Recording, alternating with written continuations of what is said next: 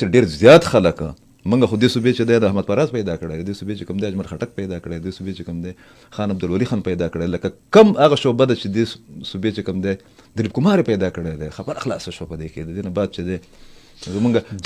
منګه د مرده منګه ولې د خپل ژوندو خلک قدر چې کوم دی کنه چې کله هغه ژوندي منګه نه کو چې مړ شي بیا ما اوس سوشل میډیا کتل هغه چې کوم دی د هغه وفات چې دی نو هغه په ټاپ باندې دی مرده پرس ولیو دا دی چې زمونږ په معاشره کې مونږ قید یو په خپل رسم او رواج کې هغه زمونږ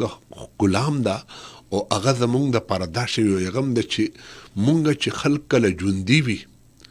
چې کله په دې دنیا باندې نو چې وګورې د هغه ته هغه چې کم دغه حق ډیو ریسپیکټ او چې کم دغه حق وي ا ډیو رائټ ریسپیکټ مونږ هغه ته نو ورکو ا ریکګنایز کوونه مونږ نه چې کله سړی لاړ شي